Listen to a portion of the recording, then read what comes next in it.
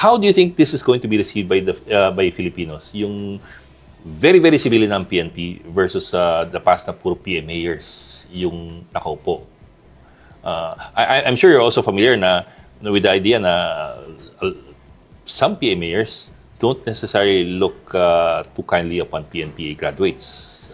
May ganung may ganung discrimination minsan na PMAer kami, PNPA kayo. I don't know if you agree with that. But I'd like to mind your thoughts about that. Did you ever feel that? Well, hindi ko pinapansin. Okay? Hindi ko pinapansin. It's not really something that I lose sleep on. No? Even before, not now. Ang sa akin dito ay lahat tayo Pilipino. Iisang sinumpang tungkulin. Pagtaas mo ng kamay mo, iisang binabasa natin at pinipirmahan na oath of office. At iisang organisasyon na ating pinagsiservisyoan, iisang audience, iisang Filipino community, Filipino people na ating siniservisyoan. So, ang sa akin dito is, ang pressure lang sa akin dito na nangyari dahil ako ay PNPA, a lot of PNPA graduates now are looking at me and that's a pressure. And that's pressure, added pressure on my part na do good because your colleagues from the PNP are looking at it. Pero, example number one.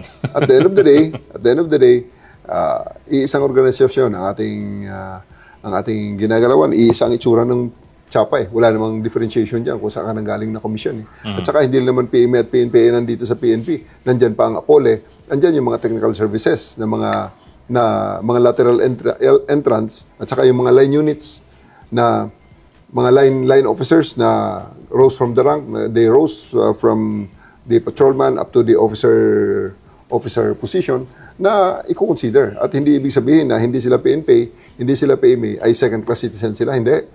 We are all looking, I will be looking at all of them equally. And then the only thing that will matter, especially in position and promotion, will be the things that they've done. Merit-based tayo. Hindi tayo kung saan man nanggaling na komisyon.